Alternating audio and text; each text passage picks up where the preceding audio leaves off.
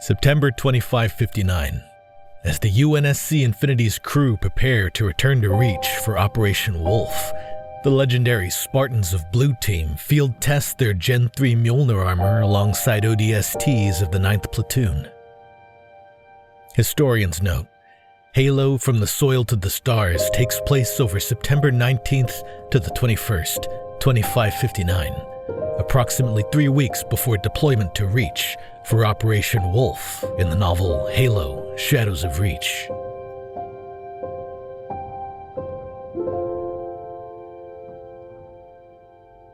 Original story written by the Halo franchise team of Halo Studios. We thank Halo Studios for continuing to tell grand stories within Halo's universe and dedicate this series as a love letter to their efforts. Jumperscape Audio and Scion Esports present Stories from Waypoint. Episode 22, From the Soil to the Stars. Posted first on Halo Waypoint, March 12th, 2025.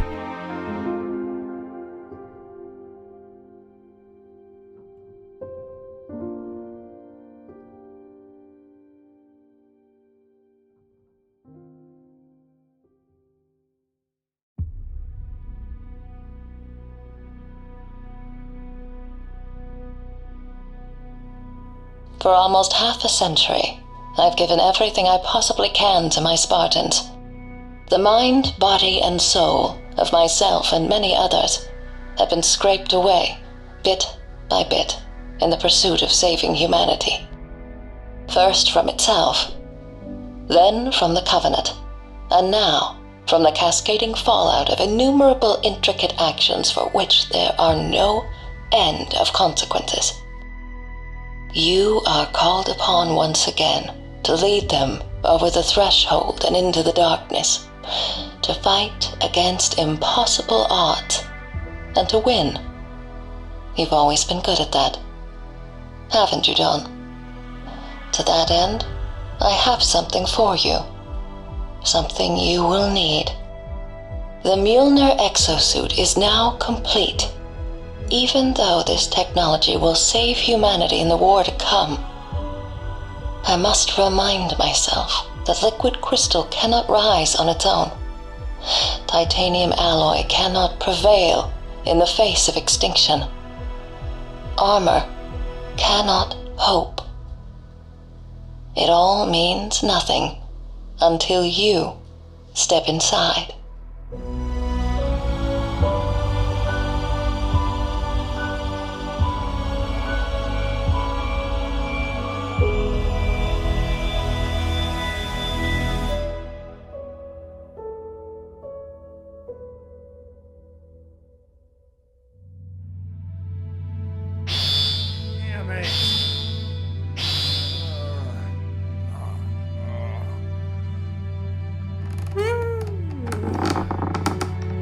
KC-59, BXR Mining Corporation Base Camp. 0600 hours, September 19th, 2559. The day began like any other. Henrietta Varadi, along with more than 24 of her fellow miners, rolled out of the modest bunks in their subterranean sleeping quarters. After waking herself up with a brisk shower, Varadi dried herself off, pulled on her BXR fatigues, and headed for the canteen. Same breakfast as ever. 2 slightly overcooked sausages, beans, mushrooms, and a slice of bacon. Not too crispy. An unsubtle wink at Jessica as she served up the food, a smile reserved just for her, and that became 2 slices of bacon. A daily ritual they had both grown familiar with in recent weeks. Varadi wolfed down her breakfast and returned to her bunk, picking up the book from the attached shelf, a gently used copy of Rendezvous with Ramen by the noted chef and food critic Arturo Bustamante. There were a spare 15 minutes before her shift started, and she had arrived at a particularly engrossing anecdote about the 3 days that Bustamante had spent in Rio de Janeiro, visiting a Sangali-owned establishment. Reading about the alien food was interesting, but the meals and recipes were more of a gateway into the personal stories of these strange refugees who had been given a home on Earth itself.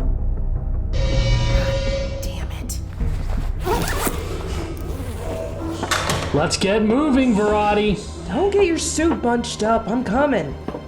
Hey, check my seal. Seal's good. Filters check. Harness locked. Gear secured.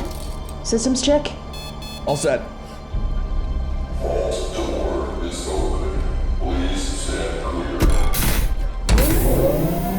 Keep it tight, ladies and gents. Huge haul today.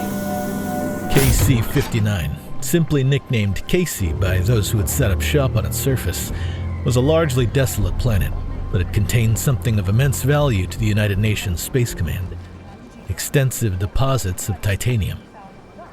As had been drilled into her and the rest of the crew from day one, titanium was the bread and butter of humanity's interstellar civilian and military production. Remember, folks, when you see the cavalry arrive over the hill in the M808 MBTs, you're looking at a solid wall of titanium.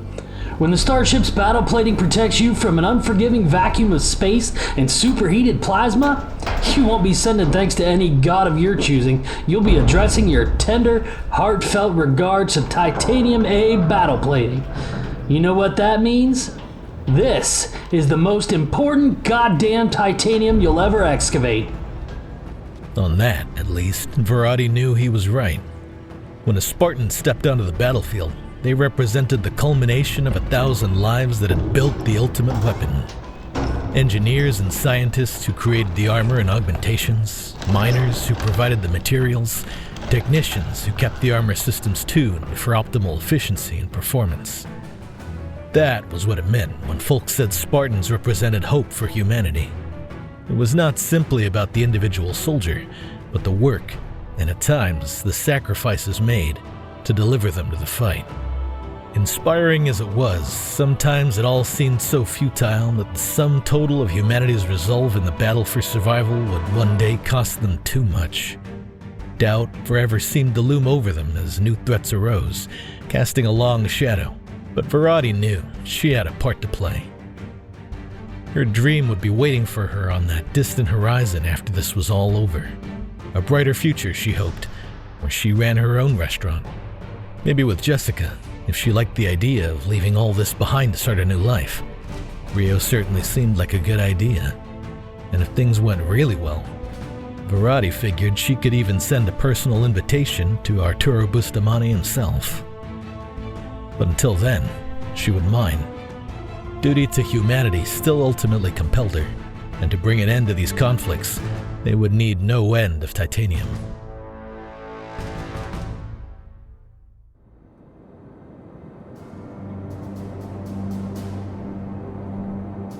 UNSC Amicable Disagreement, 1300 hours, September 20th, 2559.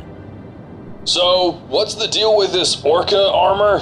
That's Orcus, and the Corps are eager to find out what hard-ass, all-natural grunts like us can achieve with some new toys, starting with how well it holds up from my titanium coffin ride. So buckle up, troopers. Get ready to drop. PFC Nunez, would you be so kind as to describe to me and the rest of the squad the manner in which we will be deploying? Feet first, sir! Are you afraid of heights, Private Smith? No, sir. Can't get enough of them, sir. How many drops is this for you, Private? The first one, sir. Well, you keep your 3 squares in that stomach of yours, soldier. We don't need you making any impromptu paint jobs over this shiny new armor or these cozy luxury pods. You hear me? Understood, sir. Light is green. Initiating drop. 10-4. Express elevator to hell. Going down.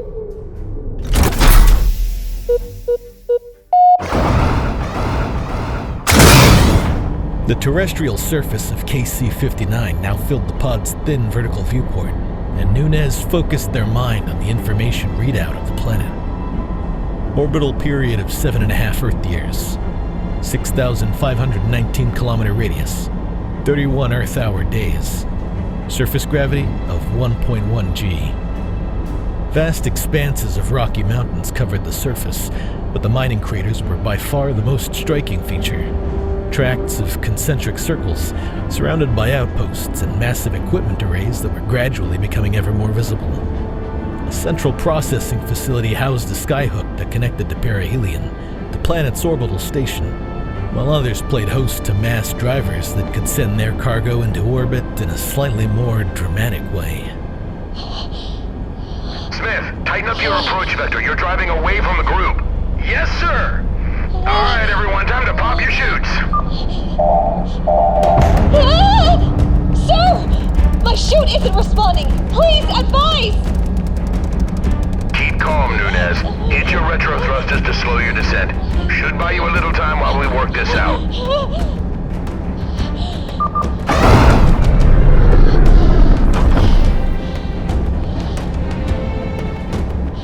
What now, sir? Initiate a quick reset. It'll take a few seconds to kick in and force reboot all systems. Just let it do its thing.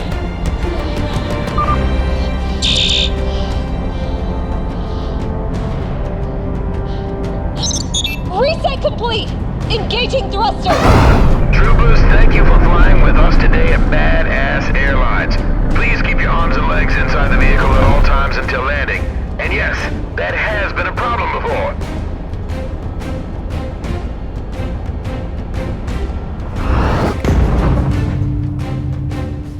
Well, how about that? Nobody popped. Out of your pods, regroup on my position.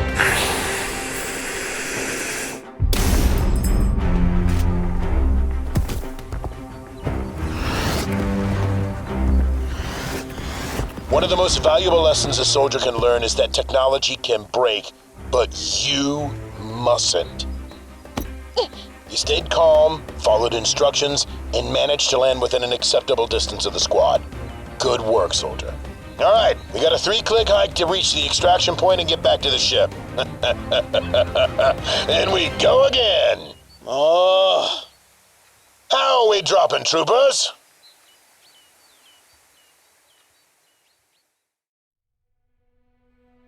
Perihelion Station, 1600 hours, September 21st, 2559. Master Sergeant Marcus Stacker took his moments of rest where he could get them. The elevator ferrying him to the Wargames deck of Perihelion Station featured a curved viewport that looked out over the immense mining operation being conducted by the BXR Mining Corporation on and below the surface of KC-59. A colossal crater, some 60 kilometers in diameter, had been bored into the planet's surface where extensive deposits of titanium were still in the process of being mined and ferried back up to the station.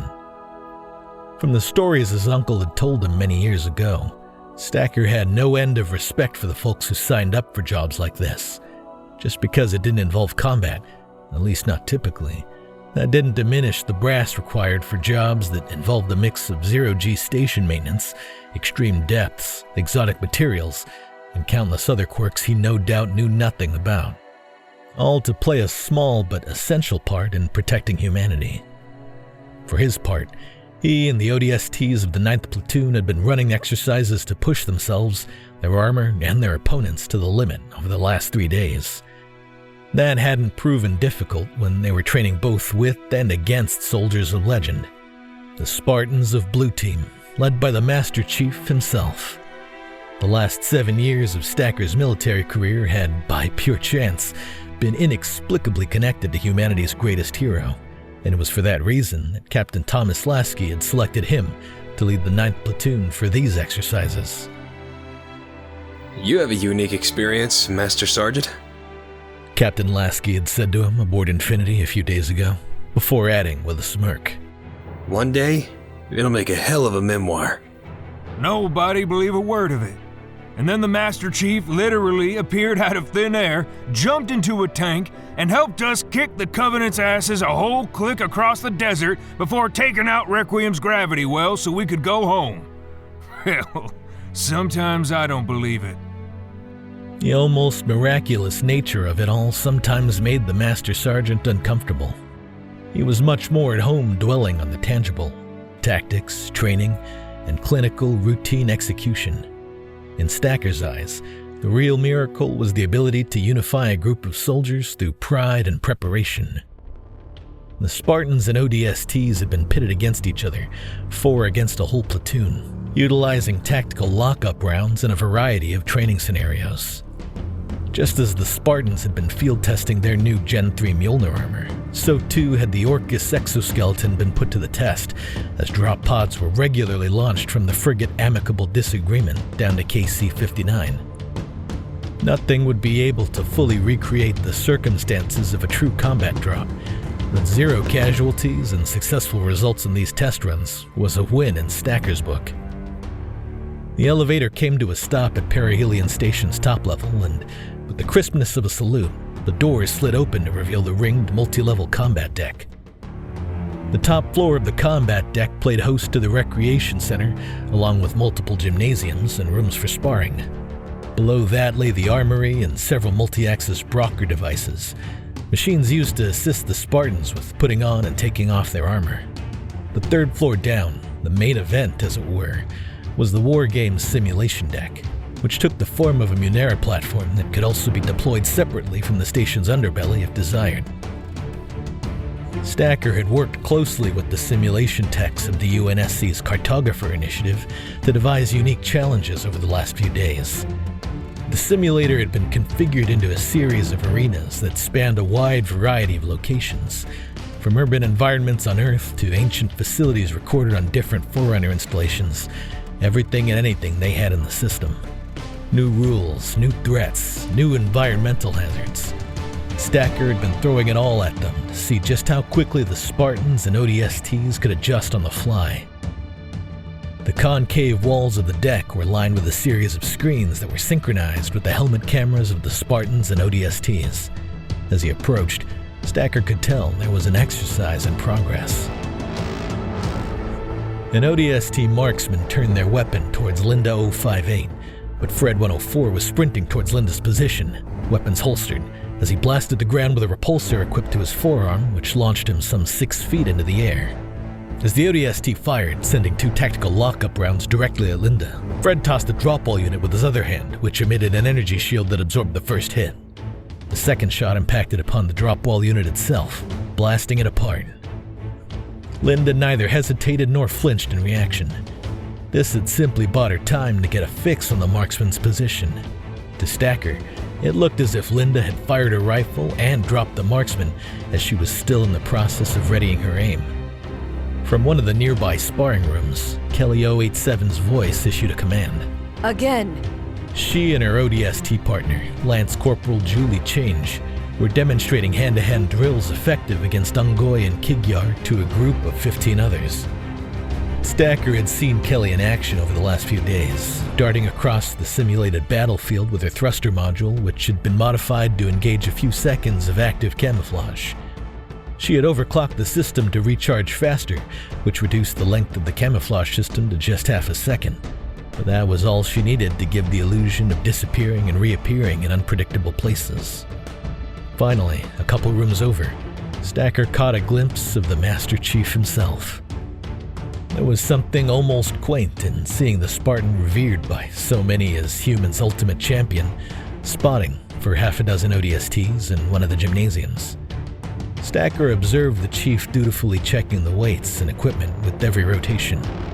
That came as no surprise given the terse history between Spartans and ODSTs, going back to an incident aboard the UNSC Atlas, where 4 105th had ended up either critically wounded or dead after an unfortunate altercation. That was well over 30 years ago now, but forgive and forget wasn't in the service manual for a Helljumper. Some of the old guard felt resentment towards those who had gone on to volunteer for the Spartan 4 program, and even some of the troopers on Perihelion Station hadn't been enthused about the prospect of serving as training dummies for Spartans. Despite all of this, the scene in the gymnasium told its own story as the ODSTs cheered and whooped for Corporal Malik Oswad hitting some kind of record. The Chief gently clamped a congratulatory hand on her shoulder. The reality was that the presence of the Spartans had naturally created a spectacle that made the ODSTs push themselves harder. That camaraderie was exactly what Stacker had hoped for, but he knew that a soldier's confidence had to be tempered with a reminder of reality. These last few days had offered a safe environment to sharpen their steel, but the only test waiting for them on the battlefield was whether they would make it to the end of the day. And that test would arrive soon enough. Attention, all hands! We're saddling up. It's time to wrap this party. Infinity will arrive at 1800 hours, after which point, we're back to business as usual. They all knew what business as usual meant. Invading enemy forces, making house calls to abandoned facilities for resupply runs, choosing which battles to fight, and counting those that didn't make it back. Operation Wolf was just a few weeks away, and returning to the Glasslands of Reach would prove physically and psychologically challenging for all of them. Nobody seemed to know much about the mission itself, but they all had their part to play. That meant being prepared for anything. And after that, Stacker figured he had a good amount of shore leaf banked. Perhaps it was time to finally cash in, make a start on those memoirs. Watching the Spartans and ODSTs pack up equipment together like a regular band of brothers, he, like everybody else here, was in the fight until the end. As Stacker began making his own preparations, he found himself humming an old miner's tune that had been a favorite of his uncle's. Buried in the heart of an ancient moon, he always dreamed of the fight. Glory was won while his brothers were lost in battles he waged in the night.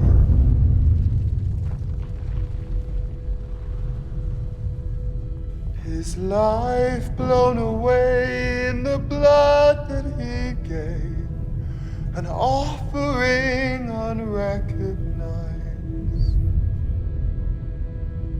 Never became what he already was, the darkness that brings on the light. Never became what Original stories are available on Halo Waypoint. All rights to Halo belong to Halo Studios and Microsoft. Get connected with the team at jumperscape.com. Stories from Waypoint is presented by Scion Esports. Find their events and opportunities at scionesports.com.